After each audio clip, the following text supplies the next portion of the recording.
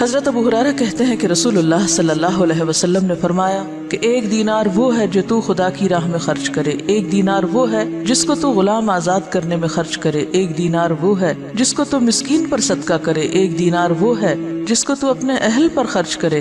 ان سب میں اپنے اعتبار سے سب سے بڑا دینار وہ ہے جس کو تو اپنے گھر والوں پہ خرچ کرے۔ آپ سب کو ایک وعدہ کرنا ہوگا مجھ سے، سب بیٹوں والی مائیں اپنے بیٹوں کو یہ حدیث لفظ لفظ پڑھائیں گے۔ سب ساسیں جو اس وقت ساس بن چکی ہیں خاص طور پر بیٹوں کو یہ حدیث سنائیں گی۔ یہ قرض ہے آپ پر۔ آپ کو پتہ ہے بہت سے جھگڑے کہاں سے شروع ہوتے ہیں؟ کہاں سے شروع ہوتے ہیں؟ جب مرد حضرات اپنی ذمہ داری نہیں پوری کرتے۔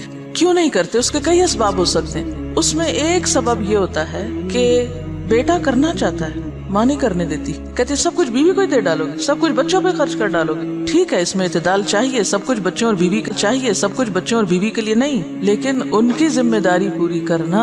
اگر مائیں یہ تعلیم اپنے بچوں کو دیں گی اور بچے آگے اپنی بیویوں کا اور بچوں کا خیال کریں گے، ان کا دھیان رکھیں گے، تو اس سے فائدہ کیا ہوگا؟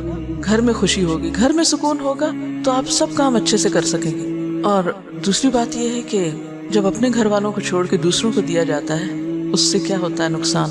جو لے کے جاتے ہیں ان کے لیے دلوں میں نفرت اور عداوت پیدا ہوتی ہے۔ مائیں یہ تو بیٹوں کو ضرور سکھاتی ہیں، دیکھو بہن ہے تمہاری، اس کو بھی دینا ہے، یہ بھانجے ہیں، یہ بھتیجے ہیں، یہ فلاں ہے، یہ فلاں ہے، سب کو دینا۔ نہیں سکھاتے تو کیا نہیں سکھاتے؟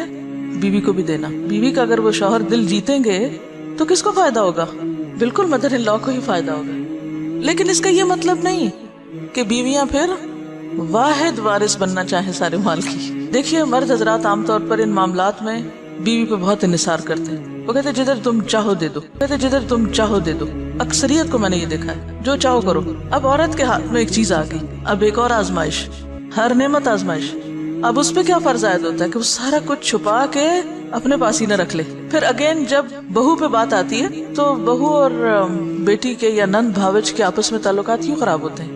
مثلا شوہر نے کچھ دیا، بہن کو نہیں دکھانا، چھپانا ہے، ساس سے بھی چھپانا ہے، اس سے بھی چھپانا ہے، اس سے بھی چھپانا ہے۔ اس کے کوئی وجوہات ہو سکتے ہیں، لیکن ان مسائل کو کم کرنے کے لیے اصل جو چیز چاہیے وہ دلوں کا بڑا ہونا ہے۔ جو لے جاتا ہے لے جائے، میرا حصہ کوئی بھی نہیں لے جا سکتا، میں نے انشور کرایا ہوا ہے، کوئی نہیں لے جا سکتا میرا۔ جو میرے حصے میں وہ آئے گا، اور اگر اللہ ہی نے نہیں لکھا میرے حصے میں، کسی کو دینے کی توفیق نہیں ہوگی، چاہے میں ٹکرے مار کے مروں، نہیں مل سکتا، لکھا ہی نہیں میری قسمت میں۔ تو اس لیے ان معاملات میں تھوڑی بے پرواہی کی بھی ضرورت، تھوڑی نہیں بلکہ بہت، دلوں کی وسعت کی بھی ضرورت ہے۔ شوہر رازق نہیں ہوتے، رازق کون ہے؟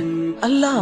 اگر وہ ہمیں دینے کی بجائے ماں کو دے رہے ہیں، بہن بھائیوں کو دے رہے ہیں، باہر کہیں دے رہے ہیں، تو اس پہ بہت جلنے کوڑنے کی ضرورت نہیں۔ جو آپ کا وہ آ جائے گا، جو اللہ نے آپ کے لیے لکھا ہے وہ کہیں سے بھی آئے گا۔ تو جب تک ہم بھروسہ اللہ کی ذات پہ نہیں کریں گے تو بات نہیں بنے گی۔ یاد رکھیے، کوئی بھی اصلاح ہو نہیں سکتی جب تک کہ دو طرفہ، دونوں طرف سے دل نہ بڑا کیا جائے، دونوں فرائض ادا کرنے میں نہ لگ جائے۔ اگر دونوں حقوق مانگنے میں لگ گئے تو مسئلہ خراب ہوگا۔ تو یہاں پر آپ دیکھیے کہ خیر کے کاموں میں خرچ کرنے کا بھی اجر بتایا گیا، لیکن اس کے ساتھ ساتھ اہل و عیال پہ خرچ کرنا بھی باعث اجر و ثواب ہے۔ اور ذمہ داری میں نے آپ پہ امانت ڈال دی ہے، بیٹوں کو یہ حدیث سنانی ضرور ہے، اپنی زبان سے۔